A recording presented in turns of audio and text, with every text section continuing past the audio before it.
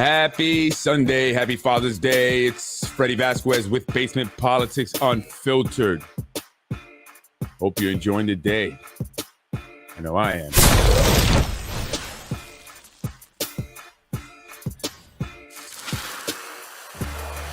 I am Freddy Vazquez. This is Basement Politics.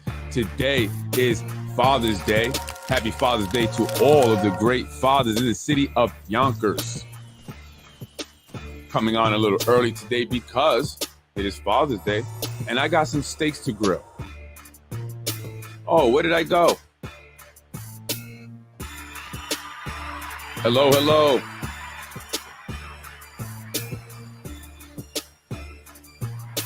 Am I doing a good job modeling? Oh man, I didn't even do my hair. My hair. Hello, everyone. Happy Father's Day to all the amazing dads out there. And I know today's Father's Day and we're wishing everyone a happy Father's Day and we're acknowledging people for it. But, we should always acknowledge them every day, and moms, right? It's an important job, an extremely important job, probably the most important job that I know of.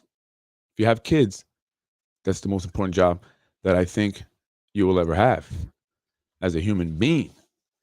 Well, today I want to start off by also saying happy Juneteenth. Happy Juneteenth to all those who are celebrating Juneteenth.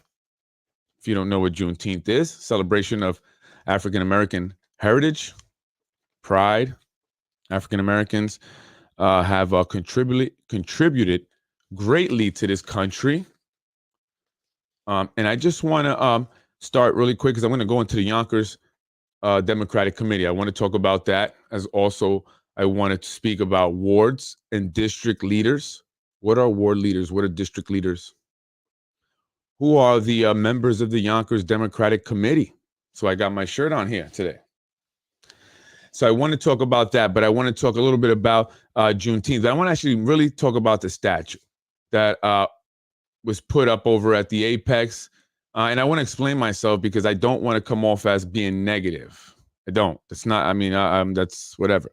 I went over there because I saw the post by the city of Yonkers, the page, in reference to the statues that were put up. I believe it's called Enslaved Rain Gardens.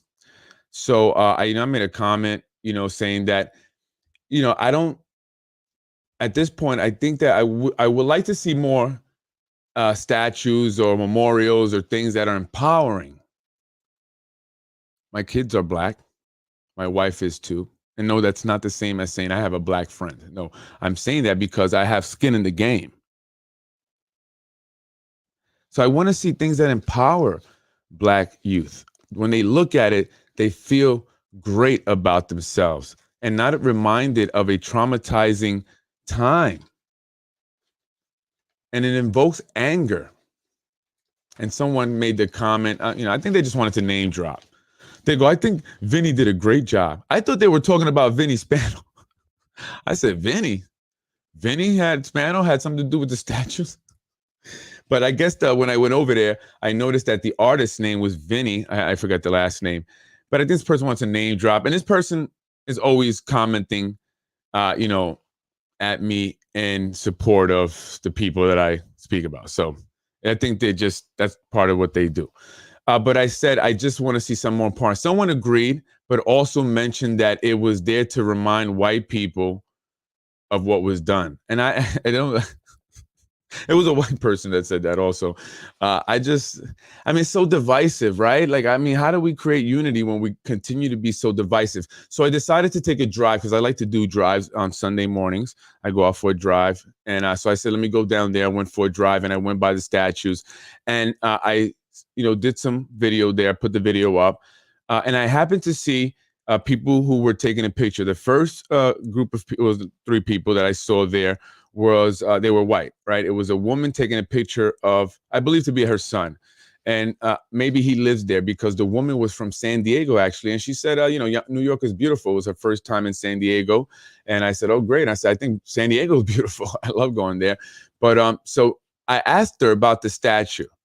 And at first, she gave me the generic answer, right? And I say that because she was saying what the people are saying, but then I gave my opinion, right? And when I'm about being, wanting to see more Southern power, and then that's when she got real. She said, you know what? Yeah, I agree with that. I think we need to focus on the progress that has been made, and and that's true, and stuff like that. And then and she was actually all with my opinion. And then I told her what was said about it being a reminder to white people, and she just, didn't like that. And then as I went to film a little more of the other statues, I noticed another person had stopped to look at the statues. It was a young Hispanic male, and he was there, urban guy. And I say that because I just want to give you a detailed description of who they were, just to make the point of the person. And then I asked him about it, and he seemed a bit angry. In his tone, it was angry, and he said it should have been bigger. That was his response. It should have been bigger. And I said, why you say that? He goes, because it should be looking down at people. You should have to look up to it. And I said, what do you mean? He should be bigger. That's what I think. It's not big enough. And then it kind of clicked. He's basically saying what I'm saying. He wants it to be empowering. He wants to feel empowered by it, wants it to send a strong message, right? He wants to feel positive about it, feel pride. And maybe he was Latino, but still, many of us Latinos have African, DNA in us. And I consider us Black too. All right. So really quick, before I get into the Yonkers Democratic Committee, to be fair, I wanted to go over some individuals from New York, and some of them are here from Westchester, actually, who done a lot. Black Americans who were very successful and have done amazing things, because I want to talk about the success stories, those that have done amazing things, so that people are empowered and inspired to do amazing things as well, and not just feel like, oh, our only history is being enslaved. No, that's not your only history. And these are the individuals that I'm going to talk to my kids about, starting with Sidney Poitier, first Black actor to win an Academy Award for Best Actor in Lilies of the Field, a resident of Mount Vernon. He also helped Will Smith break into the movie industry. Will Smith was in his first movie. It was called 6 Degrees of Separation.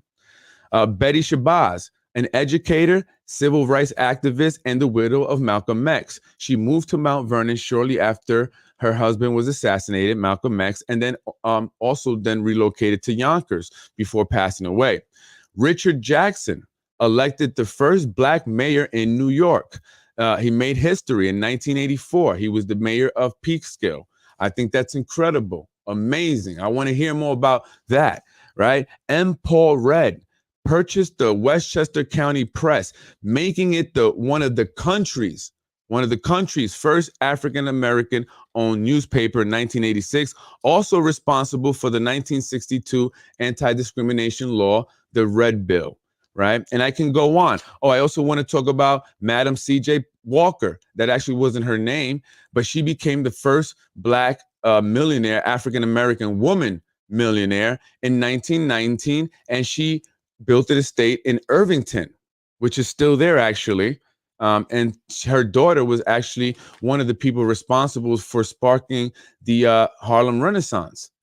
The first African-American woman to become a millionaire was in 1919. She started a company that sold and distributed hair products, and she did very well. But she used her husband's name because back then they didn't take women serious in business. No one did, not even the successful millionaire Black Americans who did exist, the males who did exist at that time. So they did actually a movie about her. It was really good. I liked it.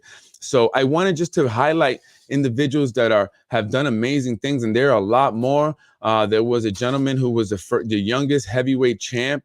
Also, the guy who wrote the book Roots, he was born in Ithaca, right? It was made into a miniseries on ABC. That's a huge thing, So he also wrote the Malcolm X autobiography. So I just want to say we need to highlight that, because that empowers people. And I just feel like, continue to talk about slavery all the time and reminding people that it just, to me, it perpetuates the trauma and it triggers anger. Like I heard in that young man's voice today, he was a little angry that the statue wasn't bigger, right? So, you don't want to see them be angry. You want to go there and be empowered. That's all I'm saying. Like there's enough success stories by now that we can highlight and focus on. Because I want to know more about the successful, strong Black Americans, Hispanic Americans, and all Americans. All right. So let's get on to the show. I'm Freddy Vazquez. This is Basement Politics, and I have my Yonkers Democrats United shirt on. But I want to talk about the Yonkers Democratic Party. Right. So happy Father's Day to everyone again. And again, I want to just be very clear. That's why I went over what I said, because some people may be upset about the statue thing. But anyway, moving on. So what role does the Yonkers Committee, the Yonkers Democratic Committee, play in our election? And who are the individuals who operate and manage the committee? First, a committee. What is a committee like the Yonkers Democratic Committee, right? What are they? What do they do? What are they? Why do they exist, right? The goal is to aid or promote the success of a political candidate of any ballot proposal, or aid or take a part in the election of a candidate for public office. This includes candidate nominations at a primary or convention. Basically, support Democrats, for the Yonkers Democratic Committee, support Democrats who are running or seek to become candidates, who are running for a position or seek to become a candidate to run for a position, right? Receiving endorsement from the Yonkers Democratic Committee, and it's like receiving from endorsement from the party, is very crucial. Many believe to winning an election. But what if the committee was operated by a small group of individuals, a cabal, if you will, a cabal, right? Who use the committee along with control of various wards and district leaders to manipulate elections. Instead of listening to what the majority of Democrats in Yonkers need and want, they focus solely on retaining that control so that they can continue to influence the outcome of all elections in the city and some county elections. Right. Well, that's exactly what many say is happening.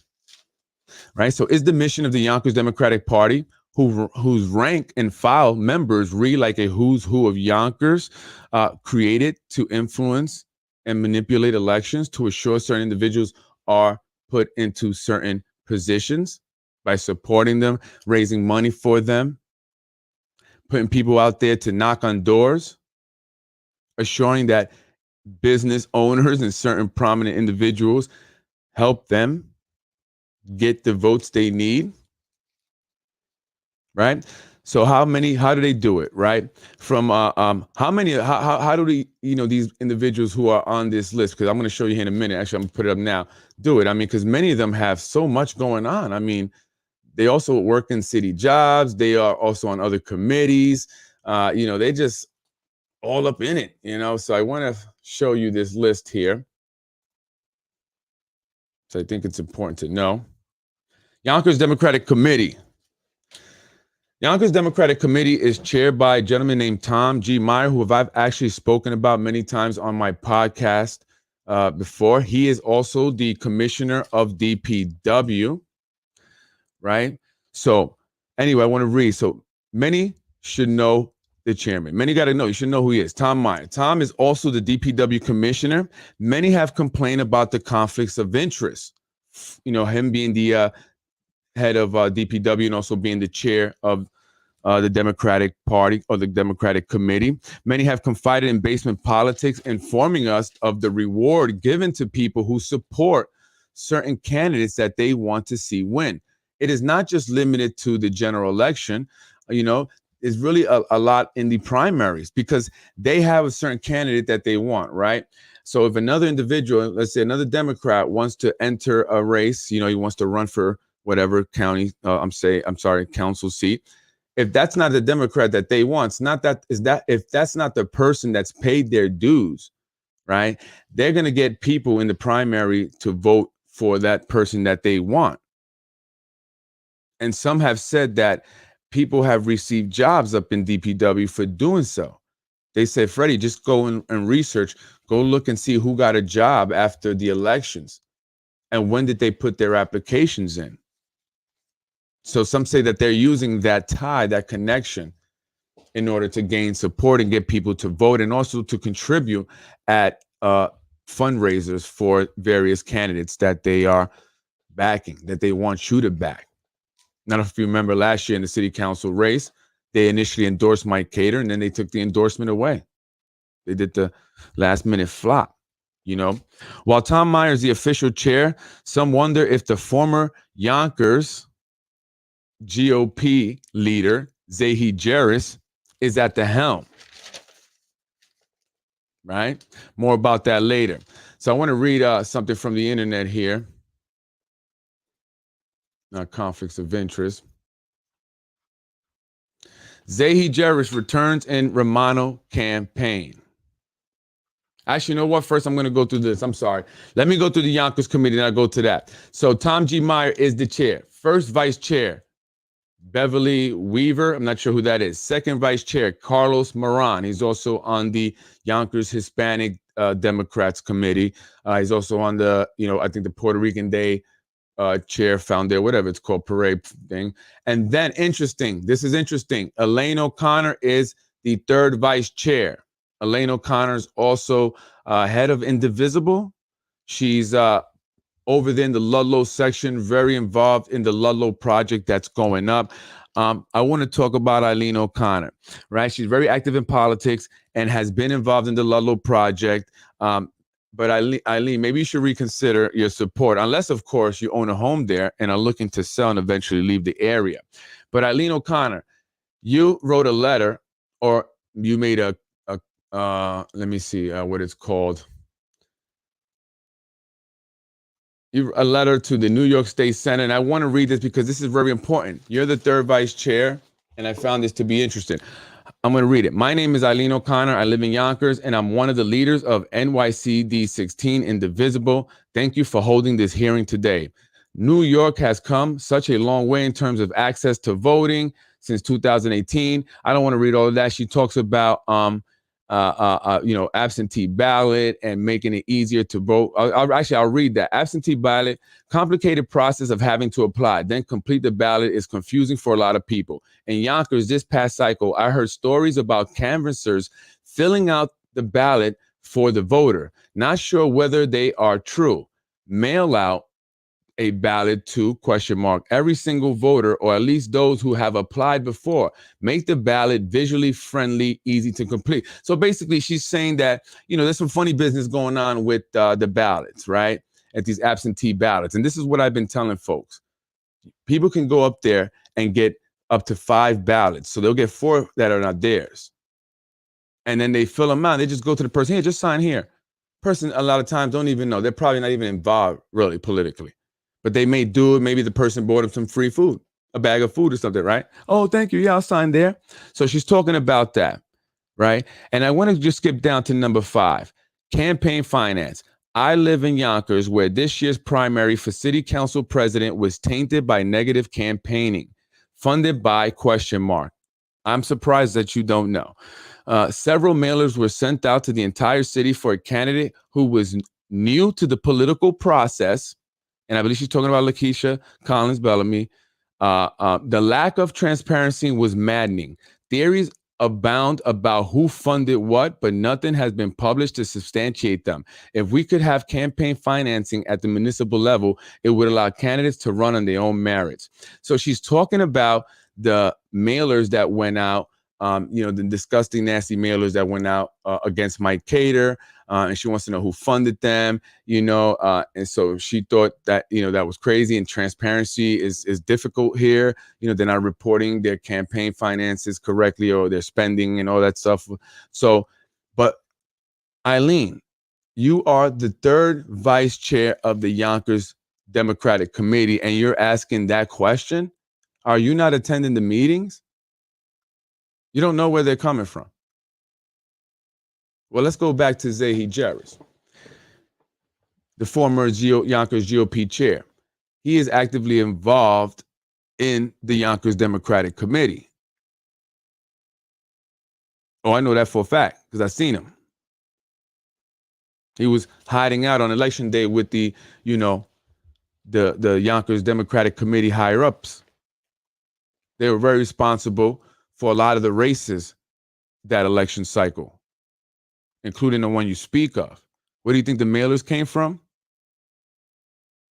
So this is my question. You being the third vice chair, and to all the board, How do you allow an individual that is a convicted felon, convicted for political corruption? He bribed a former Democratic city council president, got her sent to jail along with himself for doing so, and now he is being allowed to operate within the Yonkers Democratic Party? Or is he in control and no one can stop him? Which one is it, Eileen? Because that's the answer right there to your question. But that's not a secret. Is it? You don't know? For someone as involved as you are, I'm very surprised you don't know. Very surprised.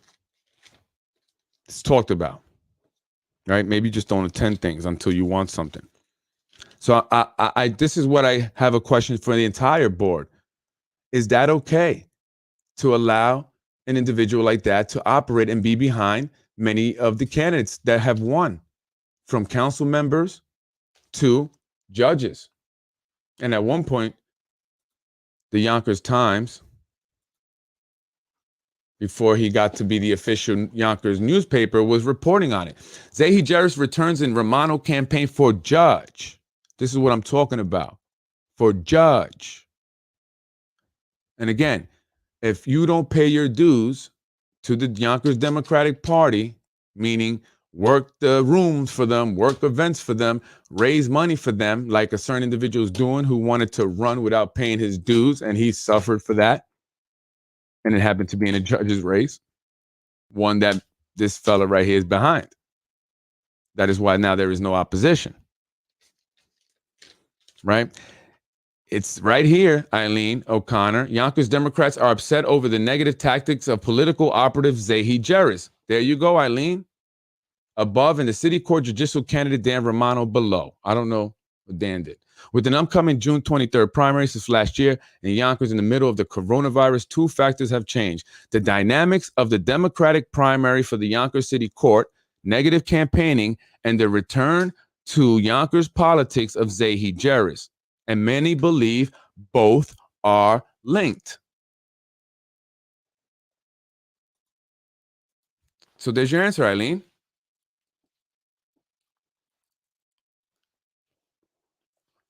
If she's not watching, someone please assure that she watches this episode. It's very important. She had the question, and I'm answering it for her. 5 candidates are running for the Democratic nomination. Again, this is for last year. I'm just want to point out some stuff. For the Yonkers City Court judge, 3 of which won the Democratic City Convention, right? So that is another reason why the Yonkers Democratic Committee is important and is influential, and it influences. You get their endorsement. You got to go to the convention. And that is why you need ward leaders and district leaders on your side. And that is why you will see when I show you the ward leaders, well, they're pretty much almost the same people or somehow connected to the individuals who are on the board of the Yonkers Democratic Committee. I mean, these individuals just have it all in control and they just do what they want. They operate with impunity. I just don't see why we aren't with the pitchforks, as they say, right? So anyway, 3 of the which Democratic conventions have the nomination of the party, right? They have the nomination of the party. They are Judge Tom Daly, Judge Brendan McGrath, and Attorney Veris Shako. And you cannot get the endorsement of the party without, or the nomination of the party without having the support of this guy. That's a fact. Political advisor Zahi Jeris has bounced back after putting his conviction in the Ridge Hill corruption case behind him. Who helped him bounce back? Right? And by the way, I saw this whole Yonkers Hall of Lame. Well, they said lame, but it's Hall of Lame. Yonkers power brokers may decline calls from these former players for the Yonkers in the Yonkers influence game. Dan Murphy, because he was writing articles like that, the one I just showed you, and Mary Dolan. But Dan is back in. And you can go on the YonkersPowerlist.com, and it's obviously created by the Yonkers Democratic Party, the individuals that are in control of it now, because it just highlights most of them. And then if you're in the outs, they'll put you right here in the corner like a little child. You're on punishment in the Hall of Lame. This is what you are part of if you enter this society of adrenochrome sippers. Yeah, some people might be confused by that. Conflicts of interest. Conflicts of interest have a particular relevance in municipality context because of the proximity of the local governments to the local community, making family and network ties a typical characteristics of the operational environment. See that? That's what I mean about the Yonkers Democratic Committee. So I'm going to go back to it after having read that line. So Eileen, I hope we're clear now. You know who did what, and the gentleman is operating within the Yonkers Democratic Party, Zahi Jeris, the party that you are the third vice chair of. All right. Fourth vice chair, Tom G. Meyer Jr. That's the son of the chair. He's the fourth vice chair. Fifth vice chair, Rima Samarna. Yeah, I don't know. I don't know who she is. Sixth vice chair, Hussein Rababa. I'm sorry if I said that wrong. And why do they have so many vice chairs?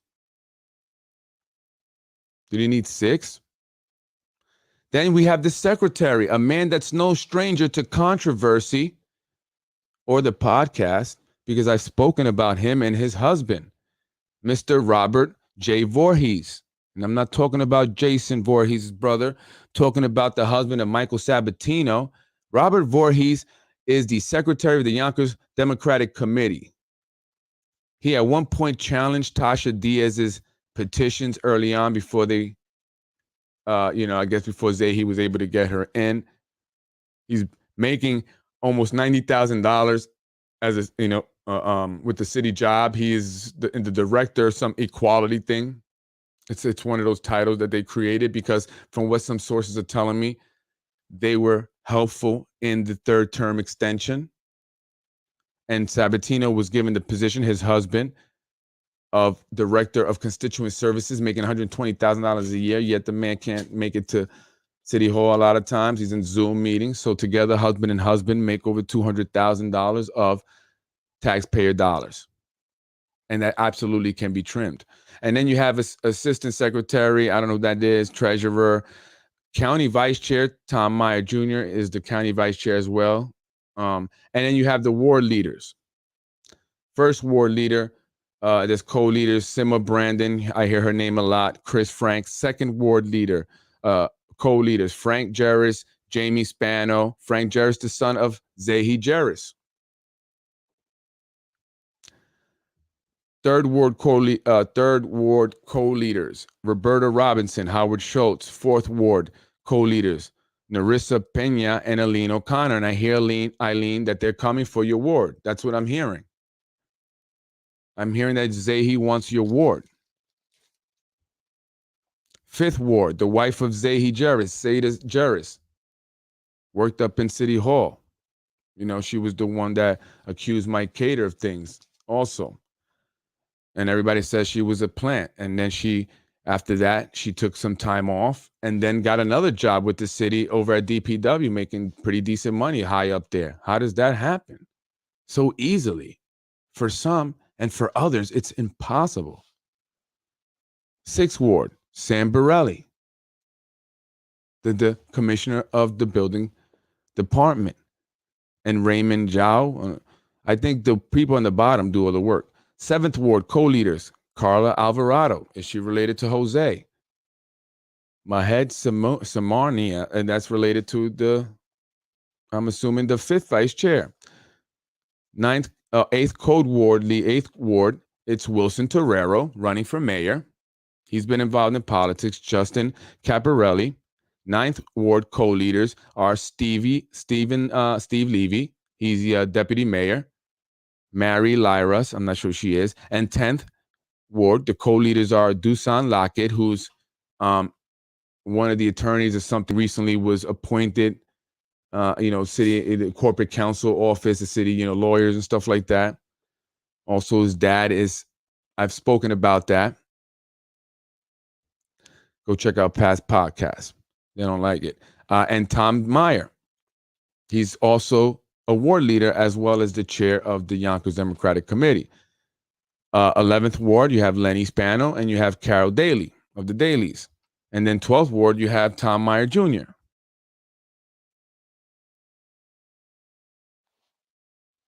I mean, I'm just saying, how is that how is that fair? Right? These individuals not only I'm sorry, these individuals do not only represent, I should say, the majority of Democrats here in the city of Yonkers, but they also don't represent the majority of the people. Many of them are so detached and disconnected, elitist, high up. They're not concerned with the majority of the people here in Yonkers now, anyway. Right? So, how does everyone get a fair opportunity to either have their voices heard by the party and or have candidates that have not paid their dues who want to run, right? Or are, related to or connected to certain individuals that are on this list? How do they have a fair shot? You know, so that's the reason why I founded and created the Yonkers Democrats United. I wanted to give a voice to those who don't normally have a voice, who are often ignored, right? They've been ignored in the process. Their ideas, have been ignored. Their desire to, enter politics and try to make a good change for the community because they really genuinely want to see good things and represent the people the way they should be. They get shut down. They have no chance. Right? So, and those that have become frustrated with the process and have chosen to no longer participate, I want you guys to come back. I want you guys to participate now. Let's do this. I have another organization that you can be a part of where you can express your ideas and have your voices heard. And we can work together to start doing things in the community, even if they won't work with us. Because they give out, funding to a lot of different people. I just heard some stuff the other day and I was like, wow, really? I mean, what do I got to do? Do I got to kiss your ass? I mean, is that what it is? Because before I was doing basement politics, I was trying to work with you. I was saying, hey, guys, this is what we're doing. I was being ignored. It's not until I started doing basement politics that they actually started to respond. So, I mean, I wasn't always, doing criticizing you guys, but whatever. I'm not an ass kisser. I'm sorry. But we can work together. I can give you respect, but you're not doing anything. And I don't understand some individuals. I mean, what's the goal with the money? I mean, are you not trying to help certain individuals attain some level of success, get out of the environment, break the cycle? I'm just saying. Like, we have to be strategic on how you allocate the funds. How is it going to best be utilized, and service the people that really are in need? That's all I'm saying. But it seems like it's all political always. It's always political. And at the end of the day, then I say, well, do you really care about those that are in need? Or just about being political? I mean, I'm trying to help those that are in need. Maybe that's why I don't get anywhere, right? Those that try to help don't get anywhere, right? So, I mean, that's why I created this movement, so we can do it together. We can, go out there and, start to do our own thing and just do it independently. And if they want to help, want to be a part of it, you're more than welcome to. We're not looking to isolate anyone, right? We just feel like we're being isolated, right? So I want to include also Black and Latinos, a lot of individuals who are not involved, young people who are not involved. Get involved in the process. Let's register to vote. You'll need to understand what's going on. Don't have anyone influence your vote. Know what's going on. Here's the information. Make the decision for yourself. And we need you to become active in the community. We're going to be doing something actually for young people that we're going to be bringing them in to help, with them to be active, right? Teach them how to be active in the community, right? So we're going to be doing stuff with them so they can help out with some of the, things that we do out in the community, so they can learn and be engaged in community service, doing charity work from an early age. So that's just a program in itself, right? Helping kids become active. And don't steal this, because y'all love stealing stuff. I be seeing it. Whatever, as long as it's getting done, that's all. That's cool. That's cool with me, right? So those interested in getting involved, reach out to me. Check out the page, Yonkers Democrats United, right? And I'm looking for members. I'm also looking for board members. I'm going to be reaching out to certain people actually directly. And I'm here to really do things in the community and to listen to everybody. Because a lot of people have good ideas. They just get shut out. They do. A lot of people get shut out. And it's the same old, same old, same old. And that's all my issue is, because other people have good ideas and have genuine intentions. It's not just, you know, we want to put money in our pocket. We want to look a certain way, right? And a lot of times it's mostly reserved for those in the in crowd, those who have paid their dues, so to speak. So if they help you with, getting election or raising money, then okay, we'll give your organization some money. That's what the prerequisite is, actually. That's the requirements you have to meet. So I want to change that, and I want to start to be more active, and I will be doing that. And I will be looking for help. And a lot of people have sold the shirts, and actually they want them. So I will be, letting you guys know how you can get a shirt if you're interested. 4th of July, we're going to be doing something big. So, I want to have a bunch of shirts on hand. People said those are cool, be cool for 4th of July. So that gave me a great idea. So come on out. I want people to be involved. That is my number one goal, getting people involved, especially those that have not been, or that have just been jaded and have ignored the process. Young people who are new to the process. There are a lot more people, out there that really want to get involved that are just being ignored, so you guys can contact me, and I'll reach out back to you, right? They're very selective in who they choose to let in, right? And to give money to, right? Just take the majority leader, for example, Tasha Diaz. She said it herself on a meeting in live where she chastised the building department commissioner, Sam Borelli, because he wouldn't respond to her for her request for information into a permit for a church. Well, I was emailing you and I didn't get a response, Sammy. I'm beginning to think that you have a problem with women, right? She expected him to respond to her right away when she sends him an email in regards to a permit request. But when we've reached out, we didn't get anything. We got a bunch of fluff email. So they're selective in who they help. There's reasons behind that. Why would she be more than willing to help a church and even go on a live meeting and disrespect the building department commissioner like that, making herself look stupid, now putting herself in a situation where they really are done fed up with her? Tasha, I'm telling you, your peoples, they're fed up with you. And after you did that, they didn't like it. So now they're looking to get rid of you now, the people that brought you in. And why would you do that? So you can look, for this church's permit, but you wouldn't do that to another business. You didn't do that for us. People don't help us because they're selective. The church has a large congregation. If you help them out, they'll let you campaign in their church. That makes sense. Or maybe the church went over to Zahi Jerris and said, hey, Zahi, can you help me out here? And since Zahi is the guy behind the majority leader, that's why she did that. Maybe he wanted her to make him look stupid, put him under some pressure because he was messing his business up on his side business. Is that what it was? Again, because they're selective, right? And they do that with funding for nonprofits as well. So you have to just watch. You have to keep an eye on everything. You have to watch everything, watch what they say, watch what they do. I thought that was very interesting. I said, wow, she's doing all that because he wouldn't respond to her inquiry of a permit for this church, but we got nothing. Same issue with us. We got nothing. Interesting. And we only reached out to her because we reached out to other people. And, nobody would do a damn thing. They didn't care. So I wasn't donating to their campaigns at the time, right? So, I want to make people aware that Zahi Jerris is operating within the Democratic Party, and the board should have an issue with that. He uses the party for his own benefit. He's behind many of the elected officials now.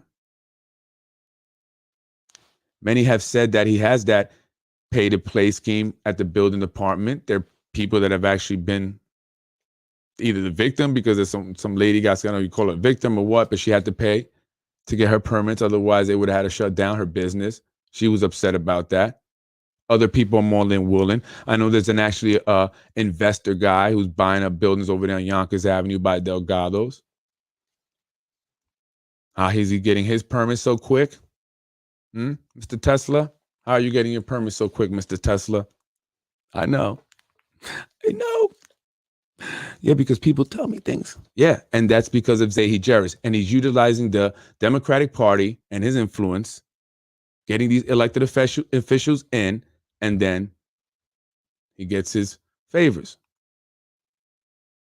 All right. So we have to peep that, and I'm putting it on you now. All you board members for allowing that.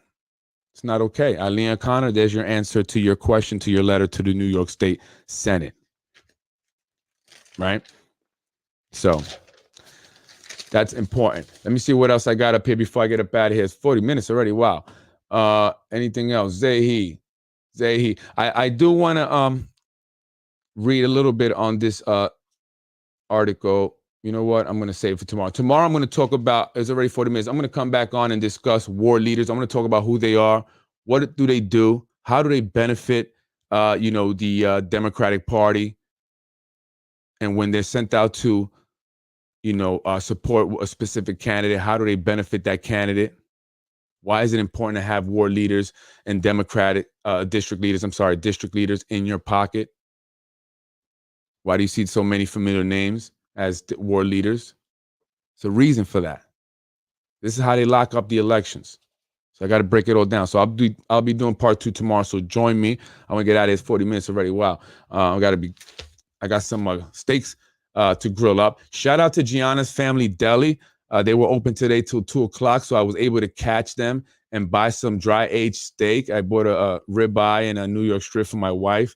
I'm gonna grill them up right now, and they're great. So if you like steak and you want to, do something at home, I recommend that you stop by there, pick up some steak, some of that dry aged steak, and I promise you it will be the best steak you've ever made at home. Guaranteed. Put a little bit of butter, right, with some garlic there as you're cooking them or frying them in the pan, I say. Oh, man, it's the best. So check it out. They're very great over there. Shout out to Gianna's Family Deli. And I look forward to the steaks tonight. So, folks, thank you for joining me again. Yonkers, boom. Democrats United.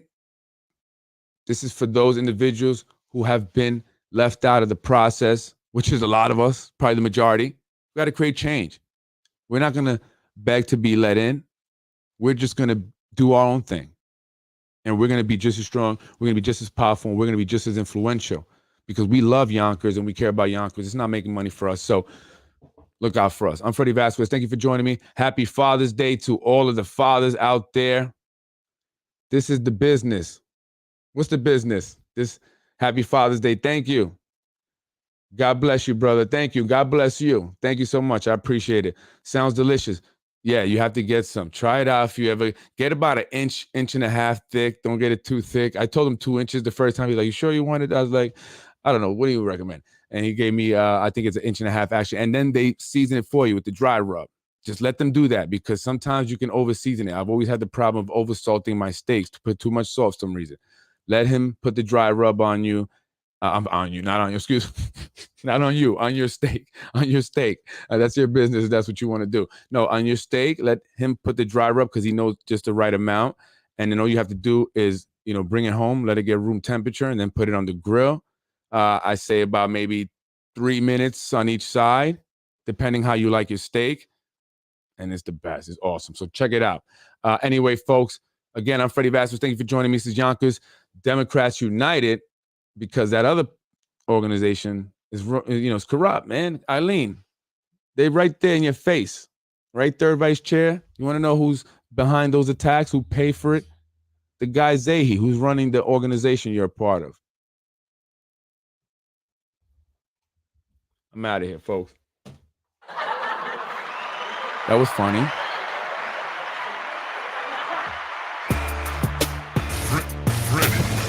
Thank you, folks. Happy Father's Day. I'm up out of here. I got some steaks to grill. I'm hungry. I am hungry.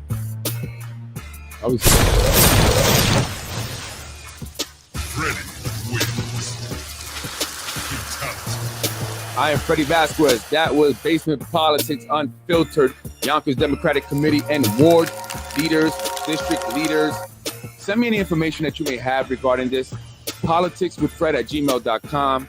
Anything you'd like for me to know regarding this topic that I will speak about tomorrow, because I will be doing part 2. I want to talk more in depth about the ward leaders and the district leaders, how they play an important role in the elections here in the city of Yonkers. why Zahi Jarris is going after Ward 4. Is it Eileen 4? He wants your ward and others along the Hudson River there, located in District 1. I'm Freddy Vazquez. Peace out.